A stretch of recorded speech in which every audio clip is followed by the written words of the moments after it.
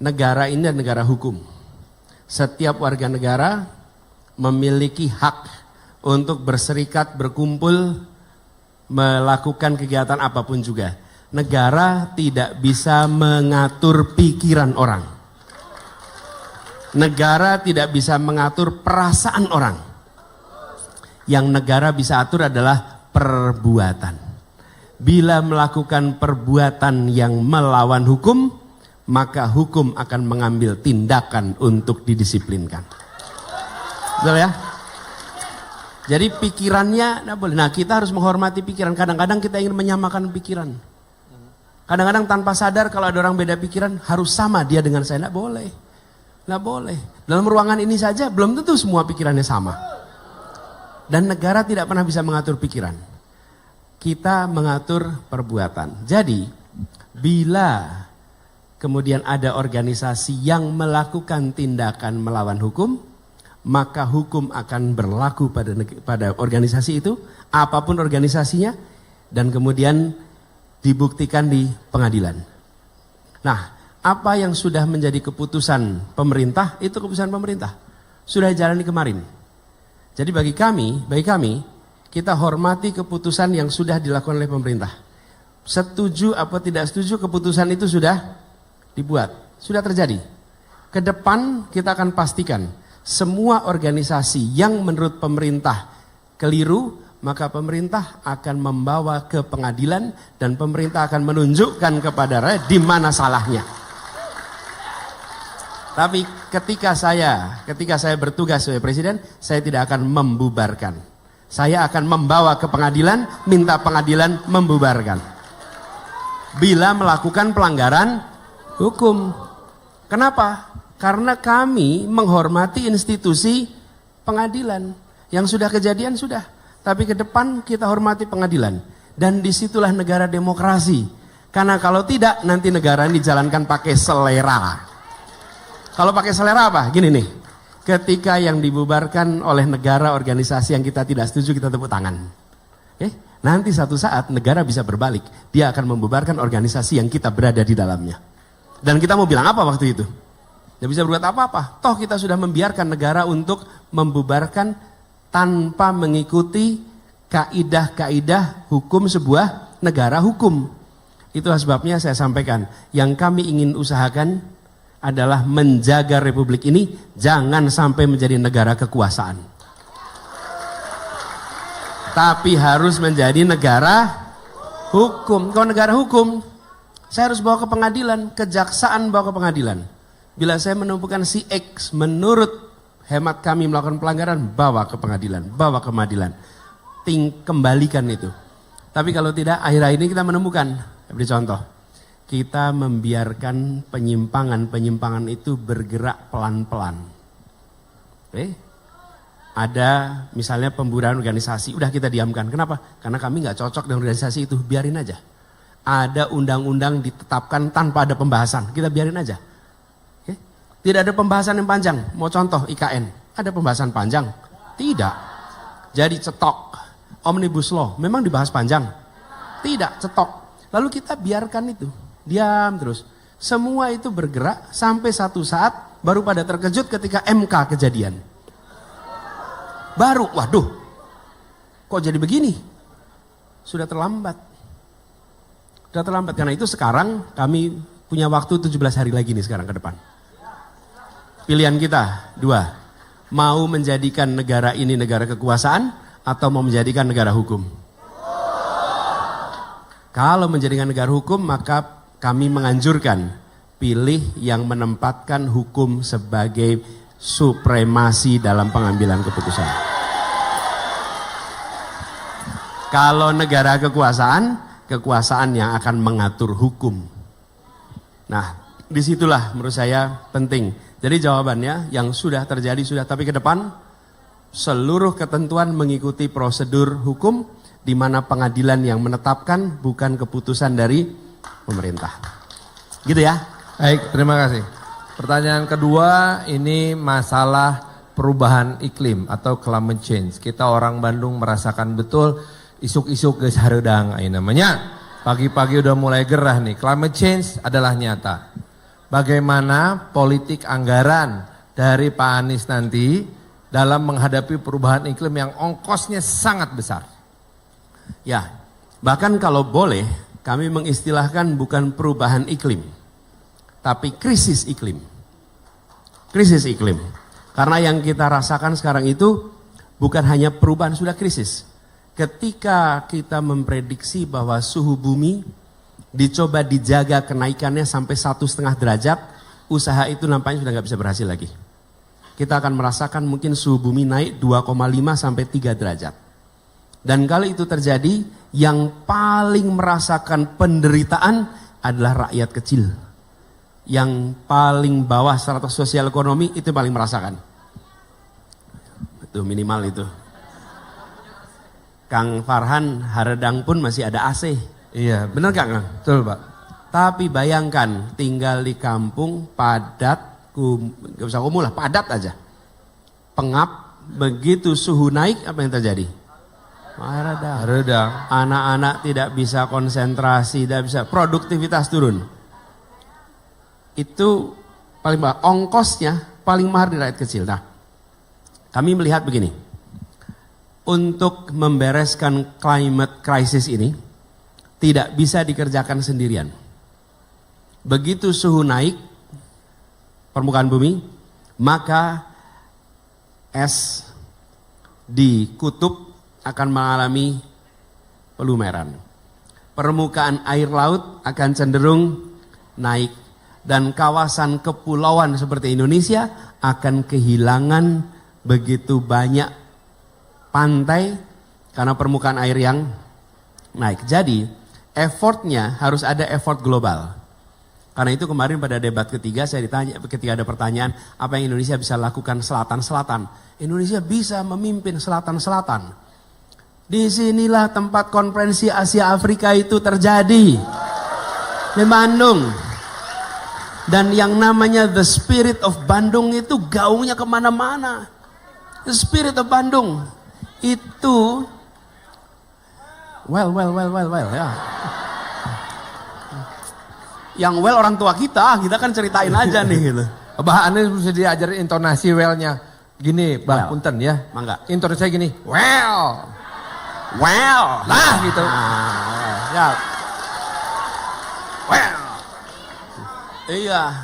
Saya kemarin dapat gitu. Nanti teksnya kumaha, jawabnya well.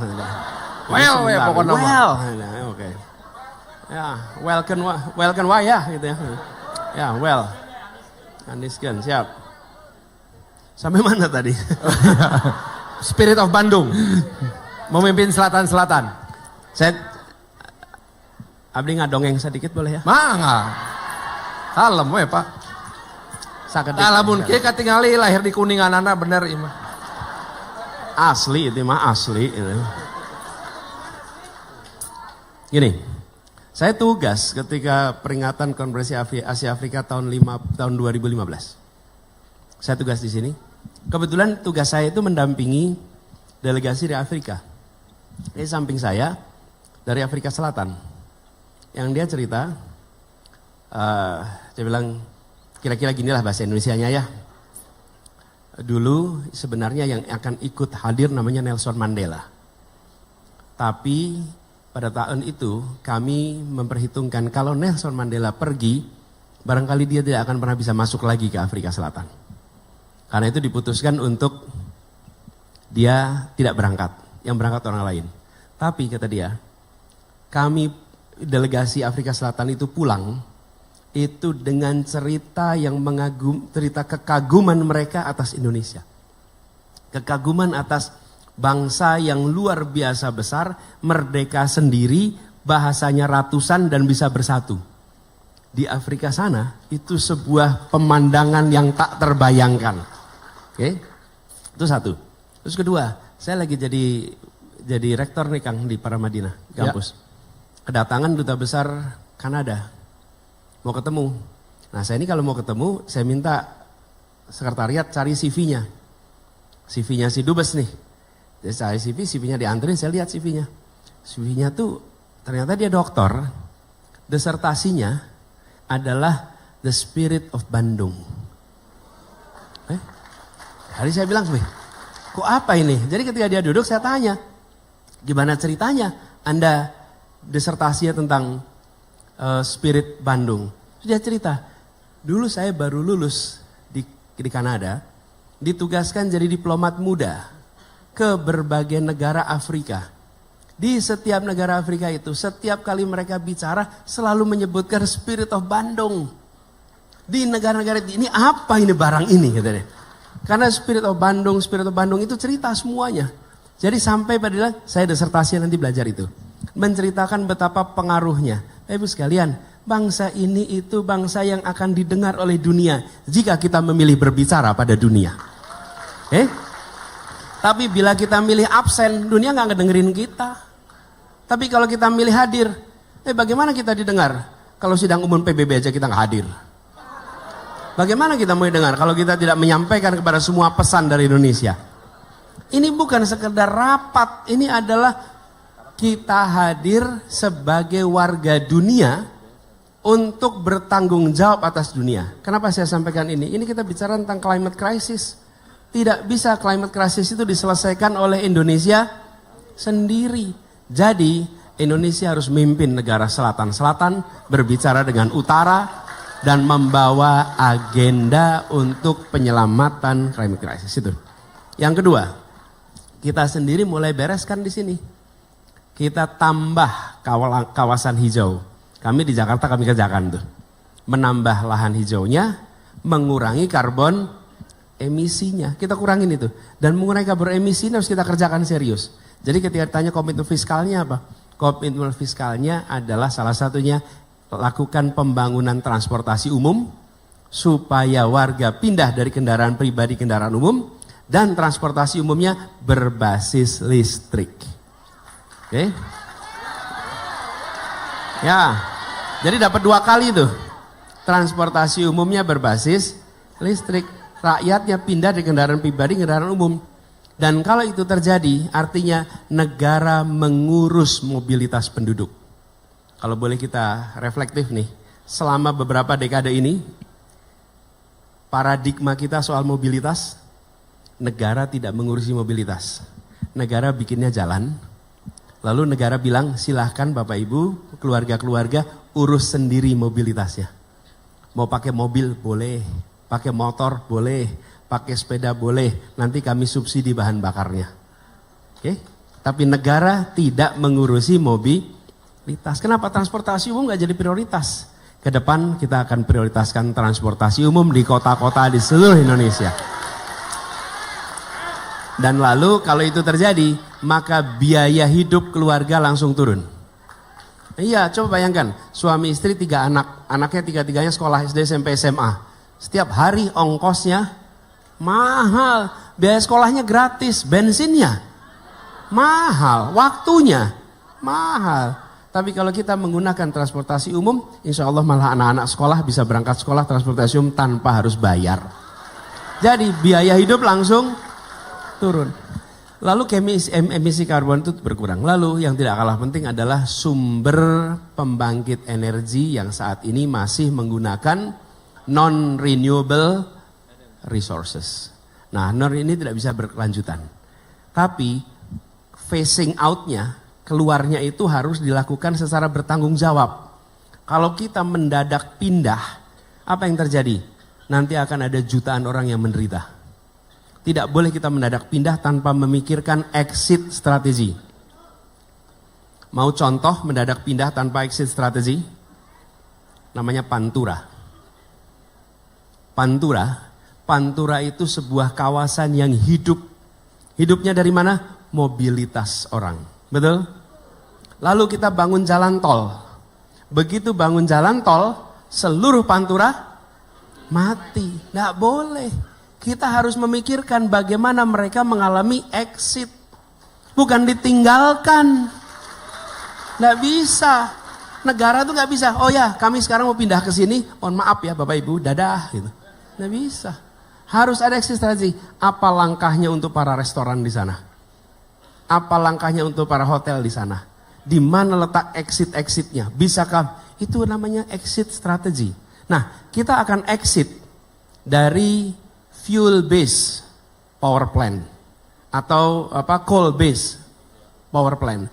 Tapi ini harus dikerjakan secara bertahap supaya industri yang selama ini hidup di sana bisa mengantisipasi. Kalau tidak, kolaps.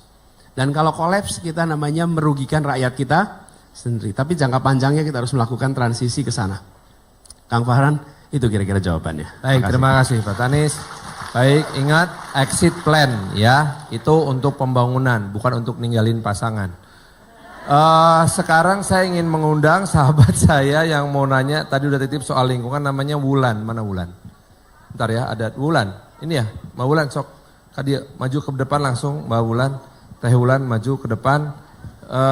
Mbak Wulan ini dari komunitas inisiatif yang memang punya concern masalah ketenaga kerjaan dan juga krisis iklim. Mangga. Iya mikrofon heula. Assalamualaikum warahmatullahi wabarakatuh. Abah Hanis, saya Wulandari, saya dari Desa Majalaya. Saya seorang ibu 2 anak. Kemudian saya adalah seorang budget analis dan analis kebijakan publik. Dari 2007 saya menyelenggarakan melek anggaran publik untuk rakyat. Namanya Sekolah Politik Anggaran, Bah. Dan itu bagaimana kedaulatan anggaran publik itu bisa menjadi kedaulatan rakyat. Yang sekarang ini kedaulatan anggaran itu hanya ada di kalangan oligarki. Dan di mana keputusan-keputusan anggaran rakyat nggak pernah ditanya, Bah. Mana prioritas? Jadi kedaulatan anggaran itu adalah kedaulatan dari mulai proses, dari mulai perencanaan, kemudian penetapan anggaran, pelaksanaan, pertanggungjawaban, dan kedaulatan atas hasil. Jadi kita ini mau merencanakan pembangunan itu harus berdasarkan keinginan rakyat. Oke, Bah. Pertanyaannya. Sebentar, Kang Farhan. Oh iya, ini Pak Anies. Misi 3 Pak Anies mewujudkan keadilan ekologis. Iya. Ada 8 jalan perubahan. Tetapi Pak Anies untuk menjalankan keadilan itu sangat sulit. Ya.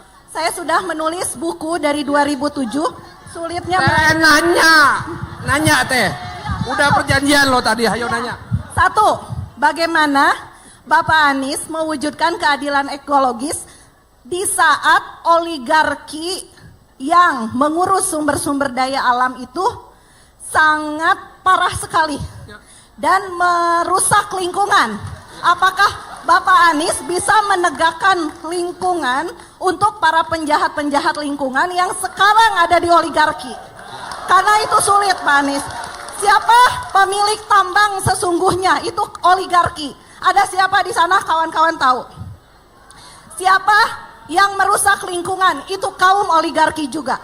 Siapa yang merusak lahan hutan? Itu oligarki juga. Terima kasih, Pak Anies. Terima kasih Teh Wulan. Ini bukunya dibawa lagi aja. Ini.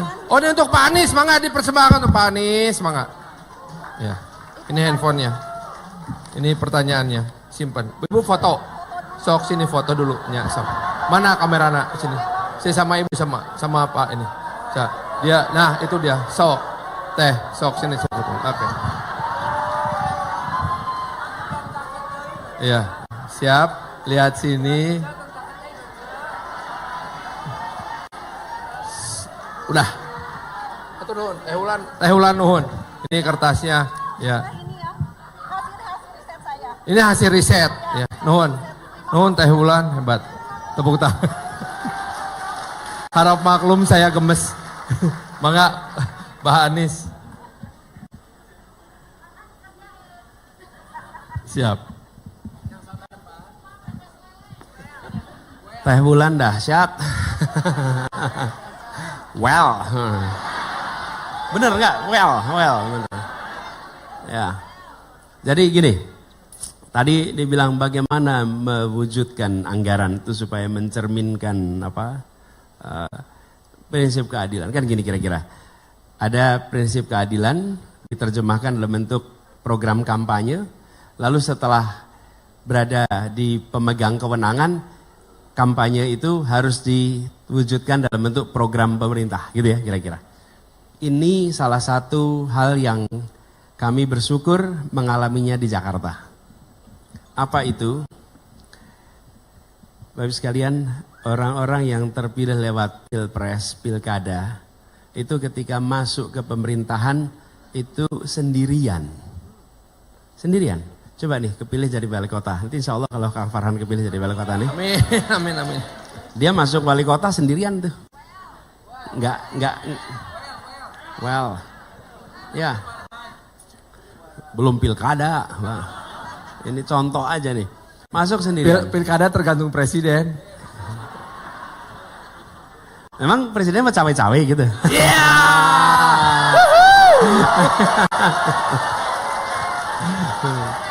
Aduh, gimana Kang? Iya. Siap, oke, balik lagi. Ya. Jangan sampai kalau ke sana harus netral, kalau ke sini nggak apa-apa nggak netral. Repot nanti kita. Iya. Terusin dikit. Jadi apa yang dijanjikan? Apa yang masuk sendirian? Karena itu masuk sendirian itu maksudnya begini. Semua yang ada di dinas, kepala badan, dirjen itu adalah birokrasi yang menopang kepemimpinan sebelumnya. Jadi begitu bawa sesuatu yang baru itu mudah sekali ditelan oleh birokrasi dan tidak jadi kebaruan. Karena itulah ketika kami kemarin memimpin di Jakarta, kami membentuk yang namanya tim gubernur untuk percepatan pembangunan. TGPP. Jumlahnya lebih dari 50 orang. Mereka menerjemahkan janji kampanye menjadi program. Memastikan masuk dalam anggaran, memastikan jadi kegiatan, dan ada alat monitoringnya. Alat monitoring itu dikenal dengan istilah F8K. Itu kalau di DKI semua dengar F8K langsung siap, paham. F8K itu ada formulir 8 kolom. Dalam kolom-kolom 8 itu dimonitor setiap 2 minggu setiap bulan. Memastikan bahwa apa yang dikomitmenkan itu deliver. Jadi janji itu diwujudkan dalam program, dijalankan. Pengalaman kami kalau tidak ada itu hilang di jalan. Pernah dulu ada yang punya janji A, B, C, D, E, F, G. Ketika di ujung nggak bisa terwujud. Kenapa? Karena masuk ke dalam mesin birokrasi yang mengerjakan dari tahun ke tahun itu terus. Nah itu juga nanti ketika kami bertugas, Teh Bulan, yang kami akan kerjakan. Kami ingin memastikan itu masuk, mana Teh Bulan tadi? Masuk ke dalam program yang kemudian muncul dalam aktivitas dalam anggaran. Karena kalau tidak, itu anggaran itu bisa digonta-ganti namanya, isinya sama. Kegiatannya sama.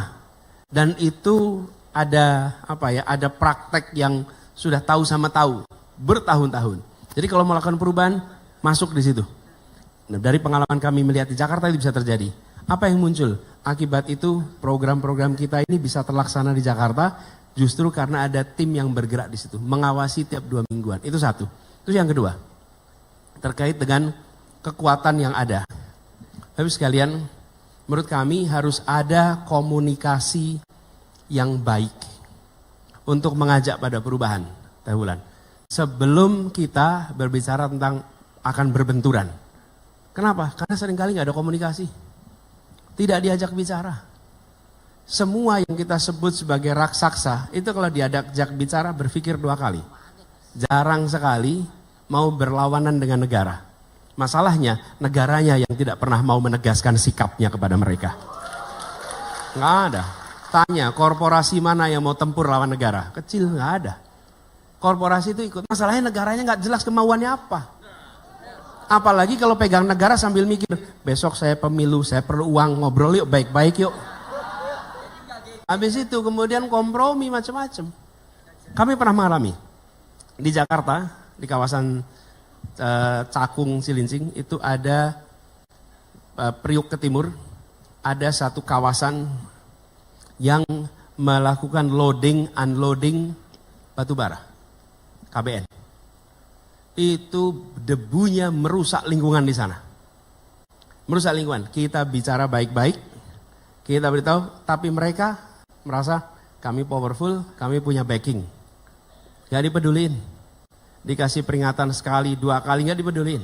Sementara anak-anak di sana sakit, sekolah-sekolah di sana kita terganggu debu-debu dari batu bara, dan itu mengganggu pernapasan. Akhirnya kami sampai pada kesimpulan, mau ngetes negara, kami tunjukkan negara jangan pernah dicoba dites. Jangan coba dites. Mereka tidak pernah memperhitungkan bahwa negara itu bisa bersikap jelas kepada korporasi. Izin lingkungannya dicabut, selesai, langsung gak bisa beroperasi. Dan itu tidak terbayang kalau akan dicabut. Enggak, kami cabut. Anda memang memberikan pemasukan ekonomi yang besar. Tapi bila Anda merusak ekologis, ekonomi itu gak ada artinya. Sederhana sekali. Nah, menurut saya ada ketegasan. Dan ketika ketegasan itu dilakukan, maka ngirimkan pesan pada semua. Jangan coba-coba melanggar dan jangan coba main-main. Kami sekarang melihat kesadaran soal lingkungan ini sudah menjadi kesadaran dunia. Kalau ada korporasi yang hanya mikirnya 1P, itu korporasi primitif. Apa 1P itu? Profit. Hari ini 3P. Profit, people, planet. Ini korporasi modern. Jadi tinggal kirim pesan, mau bagian dari masa lalu, itu profit aja. Tak kalau bagian dari masa depan, pikirkan people dan pikirkan planet.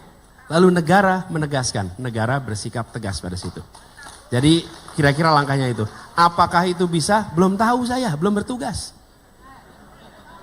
Jangan juga kita jumawa.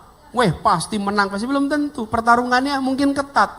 Tapi kalau ditemani dengan orang-orang baik yang ada di tempat ini, insya Allah bisa. Oke, insya Allah bisa.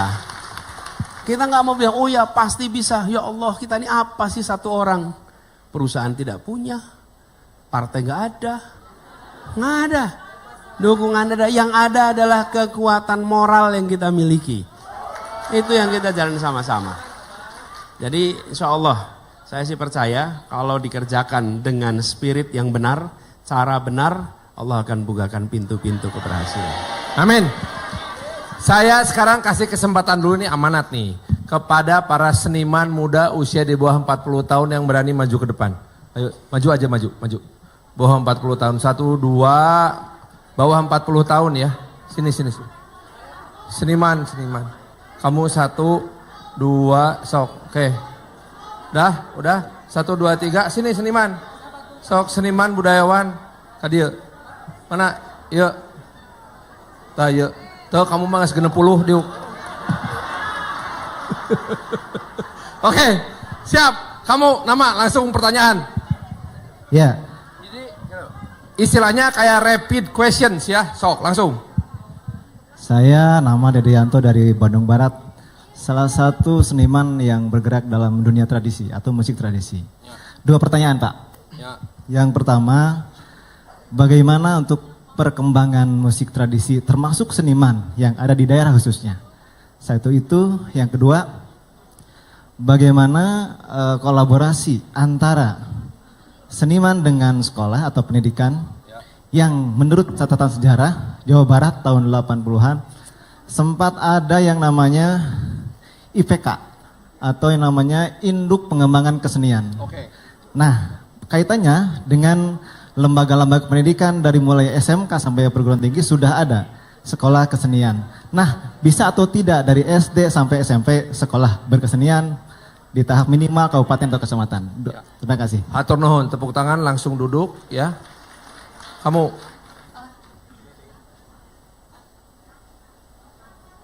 Ya, dah. Ya nuhun. Sok calik engal hei. Kewe heula okto. Terlambat pohon nyiapkeun kamera kamu. Halo Pak Anies atau Abah, perkenalkan saya Syakila dari jurnalistik. Saya mau tanya ke Abah tentang, sebelumnya saya tanya dulu ke teman-teman ibu-ibu dan bapak-bapak, apakah udah pada tahu 28 simpul kesejahteraan Amin? Loh. Belum. Mohon dicari ya setelah ini. Ya. Jadi saya mau nanya tentang poin nomor 7 tentang pekerja kreatif Abah. Di situ saya nggak lihat ada regulasi tentang AI, di mana AI ini pada saat ini sangat mengancam kami para seniman gambar maupun seniman tulisan, apalagi seperti ChatGPT kan, Bah. Ya. Itu tuh sangat mengancam kami sebagai Termasuk seniman. mengancam Taylor Swift ya. Terus? Iya betul. Nah, jadi gimana rencana Abah meregulasi AI yang mengancam para seniman, terus gimana cara Abah mengawal atau melindungi kami, para seniman yang sebelum ada AI aja kami sudah rentan atau sering direndahkan sama orang-orang. Oke, Itu siap. jadi saya. Terima kasih. Langsung duduk lagi. Next. Bentar, Abah lagi nyatat-nyatat dulu. Oke, go. Selamat siang, Mbah. Perkenalkan saya Samuel Leonardi. Samuel. Ya, pekerja seni di Bandung juga. Bicara mengenai budaya, bicara juga kan mengenai nilai moral dan etika. Ya. Nah, membaca strategi-strategi dari pasangan lain yang melangkahi MK, kemudian juga ada kecenderungan keberpihakan dari presiden terhadap salah satu paslon. Bagaimana strategi Bapak untuk memenangkan pesta demokrasi di kali ini, Pak? Begitu, membawa optimisme pada publik supaya meyakinkan capres yang benar, yang layak untuk negeri yang kita cinta ini adalah Pak Anies, begitu. Terima kasih. Terima kasih, silakan Samuel. Ya, yuk. Ya, Sampurasun. Bah, perkenalkan saya MF Dwi Laksana, biasa dipanggil Maul. Ya. Ini ada pertanyaan, sudah saya catat. Satu. Jadi, Siap, bagi saya 12. kan seni juga adalah pernyataan sikap. Ya. Seniman seringkali melawan kekuasaan, seniman seringkali mengkritisi kebijakan-kebijakan. Realitasnya kami tidak sebebas itu untuk berekspresi. Nah, sampai saat ini saya rasa seniman yang kritis belum mendapat rasa aman. Pertanyaan. Oke, mungkin saat ini nggak semengerikan dulu zaman Orba. Ya kan? Pertanyaannya, bagaimana Bapak ketika terpilih akan menjamin seniman-seniman lain yang harus mengkritisi kebijakan Bapak, begitu. Mungkin Bapak nanti akan membuat kebijakan yang harus saya kritisi, harus saya lawan, gitu. Ya, pasti. Saya beberapa kali mendapat ancaman ketika saya harus melawan IKN, ketika saya harus melawan KCIC dalam puisi-puisi saya, Ya. gitu. Oke. Sampai saat ini saya sudah, kalau tidak salah, 4 kali mendapat ancaman. Emosi, ya. Siap. Begitu. Nanti dibantuin. Apakah Bapak ketika terpilih juga akan mengancam saya dan teman-teman saya yang melawan melalui seni, begitu? Ya. Terima kasih. Siap. Saling. Baik, perkenalkan nama saya Esa. Sebelumnya saya mau bertanya, apakah Bapak ada program soal seni? Juga karena melihat dari program Undang-Undang Kemajuan Kebudayaan, nah salah satunya itu soal teater. Nah, di sana teater adalah produksi dari Barat. Nah, apakah Bapak akan semacam punya program soal seni ataupun soal kesenian teater seperti itu, Pak? Terima kasih. Oke, terima kasih ya. Nama Esa. Esa, Pak, anak teater. Maul, Pak. Maul itu juara lomba mirip Wiji Tukul, Pak. Karena ini masalah seni budaya, Abah Punter ini saya bukan terpaksa lah, ini mah mumpung ada Kang Dwiki, satu pertanyaan singkat, mangga, ya mohon. Ya. Sedap. Ya, langsung singkat, selamat datang di Bandung, Abah Anies.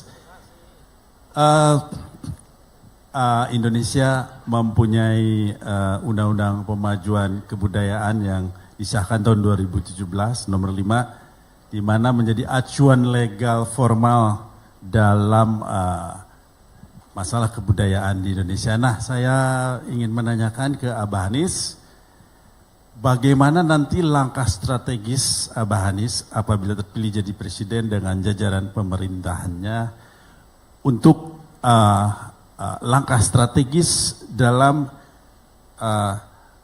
tentunya mengembangkan asas-asas toleransi, keberagaman, kelokalan, lintas wilayah, partisipatif seluruh masyarakat, manfaat, keberlanjutan, kebebasan berekspresi, kesederajatan dan lain-lain. Langkah strategis dari Bapak sebagai insya Allah Presiden Republik Indonesia nanti. Terima kasih. Atur nuhun. Sok foto heula cenah. Siapkeun heula. Kumaha ada senior teh bisa dilawan ieu mah. Oke, sekedap eta teh naon?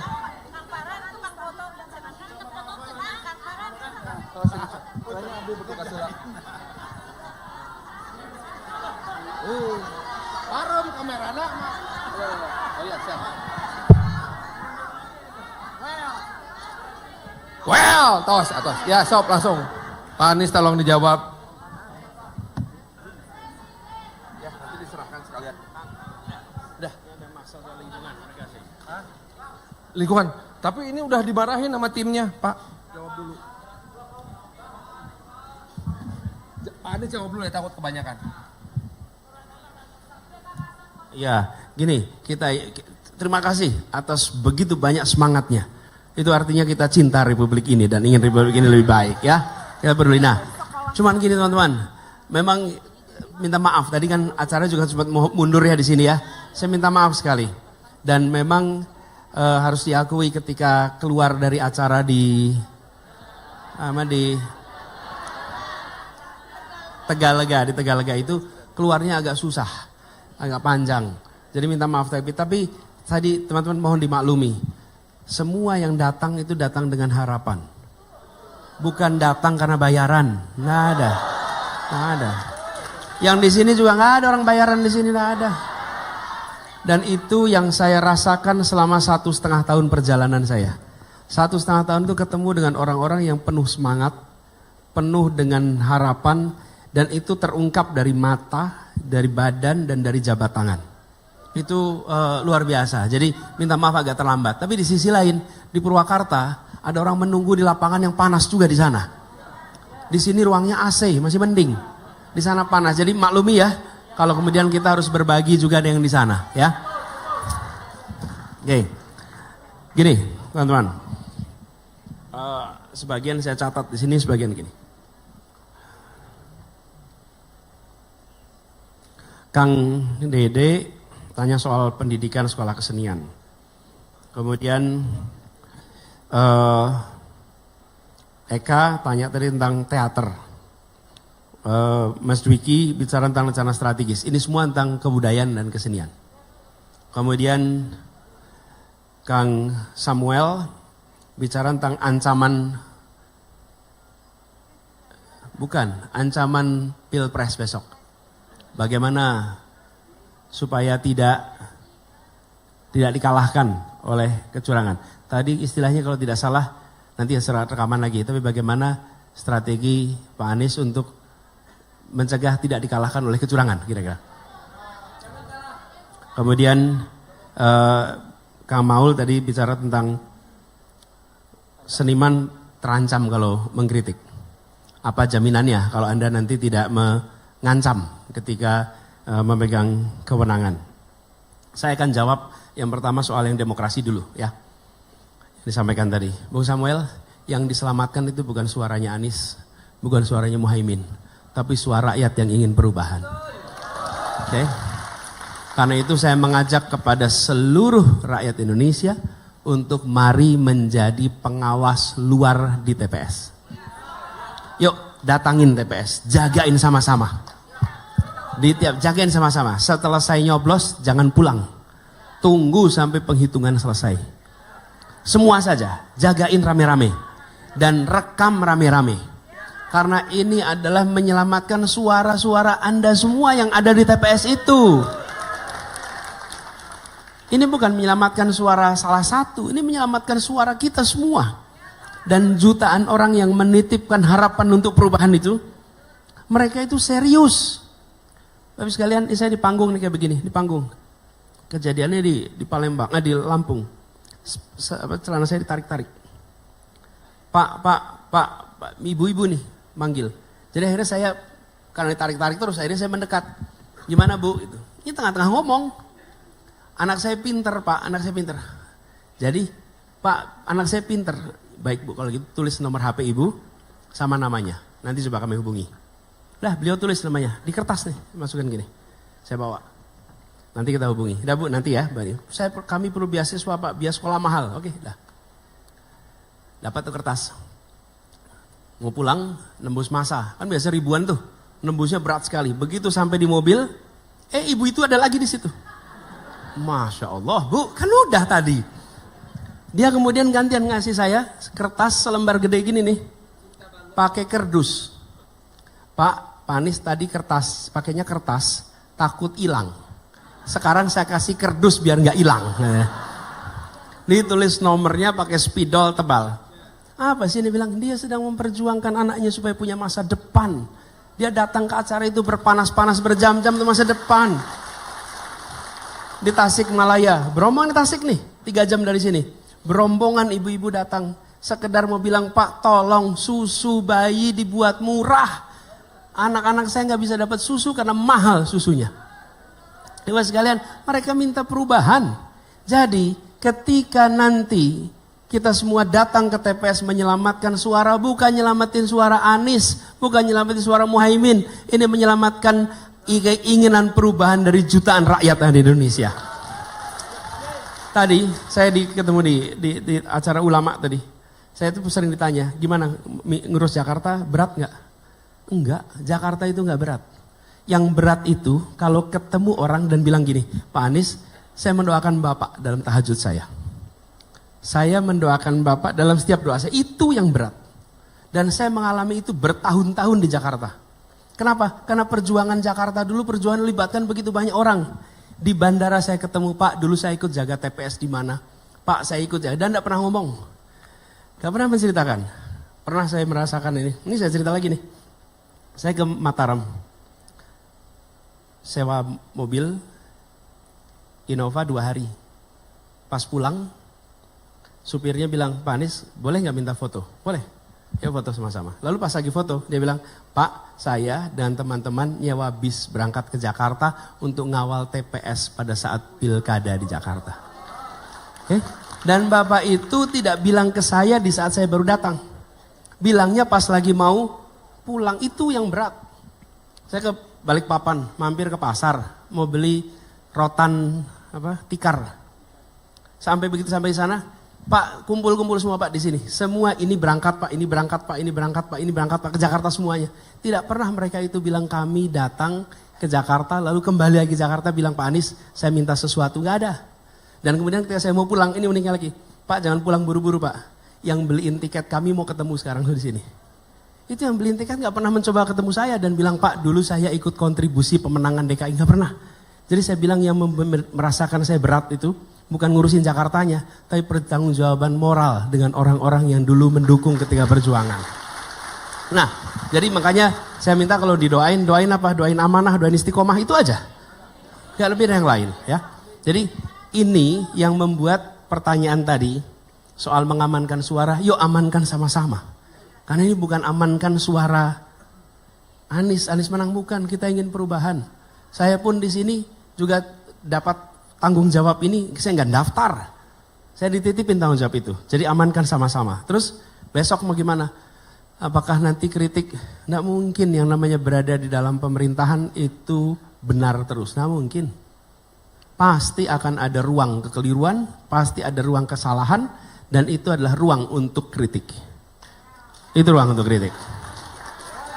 Jadi apakah besok Anies akan membawa ke pengadilan orang yang mengkritik atau menuntut? Lihat aja di Jakarta kemarin. Di Jakarta kurang apa coba? Bukan hanya kritik, fitnah. Diputarbalikan. Apakah ada yang dilaporkan ke polisi? Nggak ada. Kemarin tidak melaporkan, besok tidak melaporkan. Gitu. Kalau kemarin lapor, besok lapor. Kalau kemarin nggak lapor, ya besok nggak lapor. Justru itu yang mau kita ubah.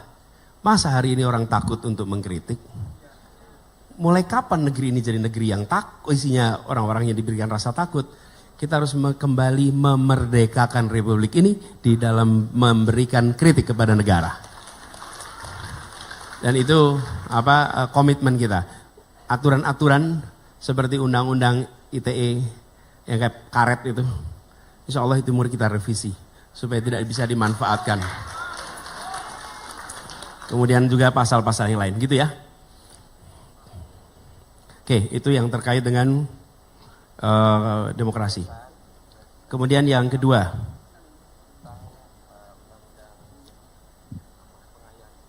ya, pengayaan kebudayaan. Tapi ada juga nih Sakila. Tanya soal regulasi AI. Regulasi AI. Ini gini. Jadi kami sendiri mulai dari kampanye kami. Kami menggunakan karya-karya manusia beneran, bukan karya-karya dari mesin. Oke.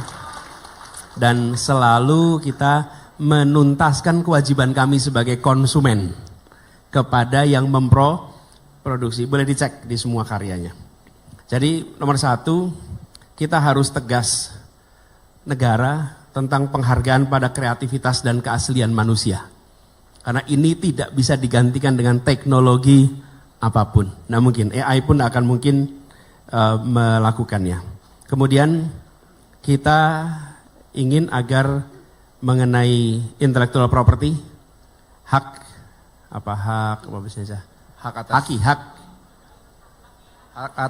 kekayaan intelektual seniman itu harus ada regulasi yang tegas sehingga seluruh unsur negara maupun non negara menghargai haki.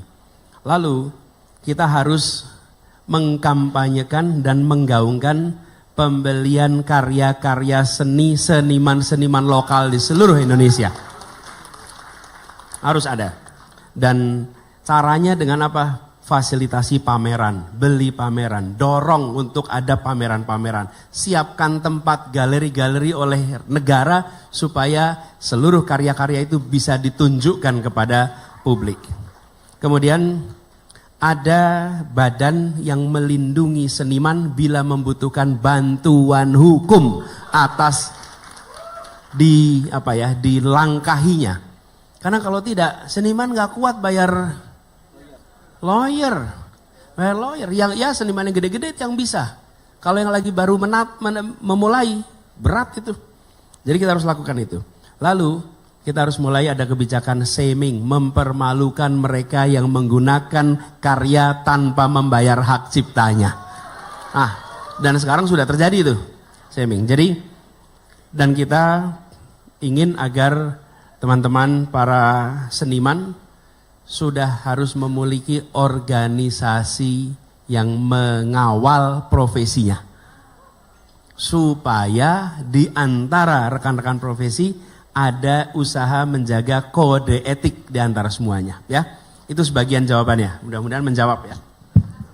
Kemudian, Anda di sini, Sakila. Nah sekarang tentang kesenian. Kenapa saya taruh di terakhir ini, Mas Dwiki, Bung Eka, sama Bung Dede?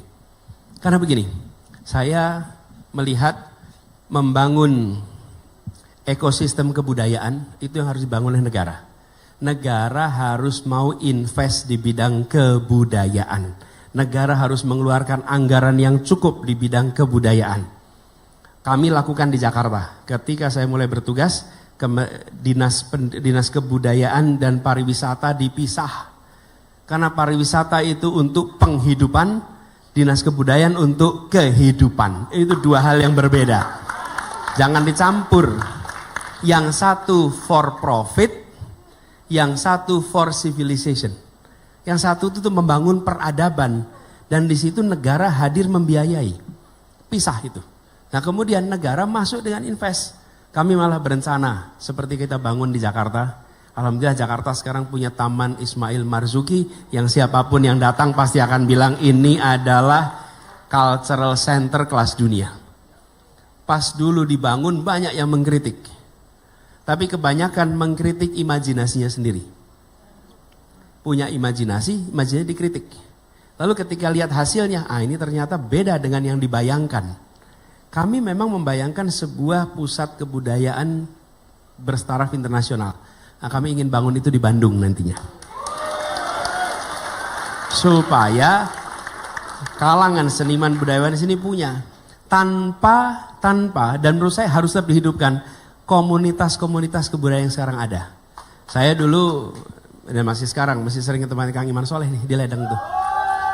Itu komunitas itu tuh hidup, inilah harus dijaga, jangan sampai mati. Kalau perlu negara mensupport apa yang bisa dikerjakan untuk kegiatan seperti itu.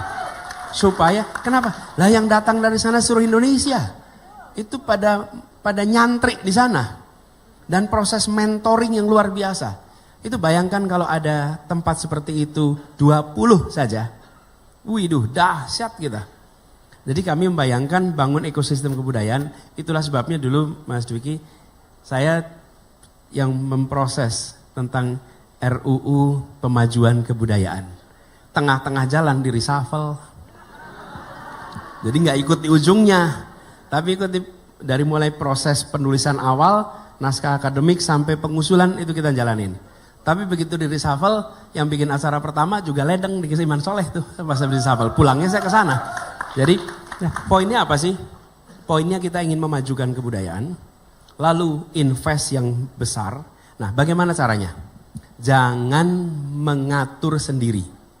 Negara punya kewenangan, tapi belum tentu punya pengetahuan. Jadi harus bicara dengan budayawan, harus bicara dengan seniman, apa roadmap yang harus dilakukan, apa rencananya, lalu negara hadir untuk memberikan dukungan finansial, dukungan fiskal, supaya itu bisa berjalan. Tapi jangan negara yang menentukan, karena negara belum tentu tahu apa yang sesungguhnya jadi kebutuhan untuk pembangunan kebudayaan. Ini juga yang kami terapkan dulu. Saya ingat waktu mau rekrut Dirjen Kebudayaan, saya bilang kita perlu Dirjen Kebudayaan yang bukan ASN. Karena ASN itu tumbuh besar dengan mengikuti regulasi. Sementara Dirjen Kebudayaan itu adalah membuat inovasi. Dan tidak ada regulasi mendahului inovasi. Cari aja coba. Tidak ada regulasi yang mendahului inovasi. Inovasi dulu baru ada regulasi. Karena itu kita harus cari orang non. Makanya Dirjen Kebudayaannya dari non ASN. Supaya bisa membangun ekosistem kebudayaan. Nah, jadi spiritnya seperti itu. Termasuk tadi ada pertanyaan tentang sekolah kesenian.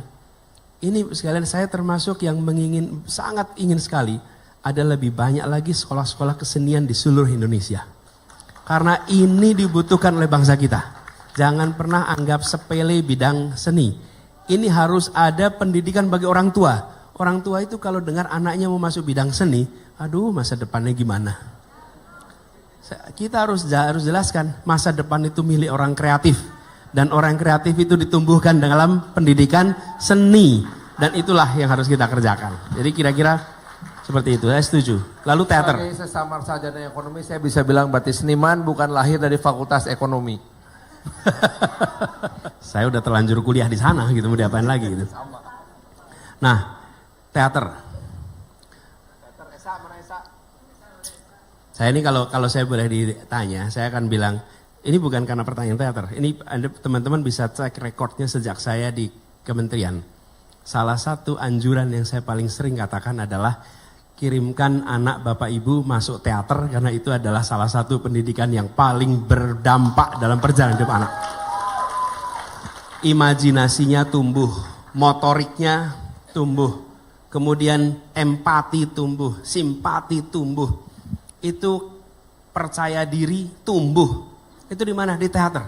Jadi kalau lihat ada anak tidak kikuk mengelola tangannya, ini pernah belajar teater kira-kira. Tapi kalau anak masukin panggung lalu nggak tahu tangannya mau diapain, ini anak kelihatan nggak pernah teater nih. Anak teater itu sebuah tempat pendidikan. Tidak harus nantinya menjadi dramawan, aktor, nggak harus. Tapi pengalaman bermain teater di anak-anak itu penting sekali. Minimal 1 semester semua anak di Indonesia harus punya pengalaman main teater. Semua anak di Indonesia. Minimal, nggak usah nanti terus-menerus. Nah kalau main hobi terserah, tapi minimal itu. Dan menurut hemat kami tidak boleh lagi peminjaman tempat untuk teater yang bayar. Harus digratiskan, dimanapun juga. Nggak boleh, karena orang mau latihan teater harus bayar. Masa mau pinjem gor buat latihan teater bayar? Jangan diizinkan. Karena ini adalah penumbuhan skill yang luar biasa dampaknya. Kalau tidak percaya di sini nanti Google. Apa manfaat bagi anak-anak untuk belajar teater? Harus. Dan ini menurut hemat kami salah satu. Tidak harus semuanya. Ini saya udah dikasih kode. Time no more. Time no more. Oke. Tapi Bandung forever. Iya. Ada yang mau pada Bandung kasih forever. kenang-kenangan ini. Yang pertama, sok kasih kenangan ini. Jangan pakai ngomong, saya fotoin aja. Assalamualaikum warahmatullahi wabarakatuh. Tetap semangat sehat selalu, Pak Amin. Ada Amin? Sini saya fotoin sok. Sini. Ini ya. Calon Presiden 2024. Presiden juga untuk Indonesia Emas 2045 Pak. Ya, sok. Nuhun. Udah kasihin dua-duanya, Pak Anies. Ini untuk Om Farhan. Oh, ini buat saya. Saya tidak terima, saya terlihat lebih gemuk ditulis di gambaran. Atau nuhun Kang. Nuhun Kang Yandi, tepuk tangan. Ada satu lagi ini mau cerita sedikit. Bukan cerita, mau nunjukin aja. Sini saya fotoin. Pak Anies pernah memberikan piagam ini kepada SMP Bustanil Arifin. Bustanul Ulum, ya maaf. Pak. Oke, siap. Sok, teh, sini. Foto. Asli ya, ditanda tangan. Baiklah, Ini terima kasih. Udah selesai. Udah. Terima kasih Ibu. Teh, punten. Salam buat teman-teman semua. Nuhun teh, mangga. Silakan Pak Anies. Jadi closing. Ini sebelum closing saya cerita sedikit. Itu ijazah yang dibawa itu asli atuh. Asli. Hei, tong sindir sampir, kapancing yo.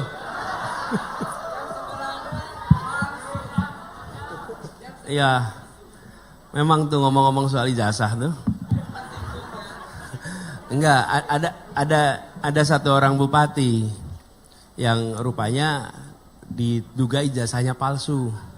Ini bupati. Kemudian si bupati itu ditanyain, "Pak, ini bener Pak Bupati dulu ijazahnya palsu?" "Ya enggak, setahu saya asli. Waktu dulu beli saya bilang minta yang asli."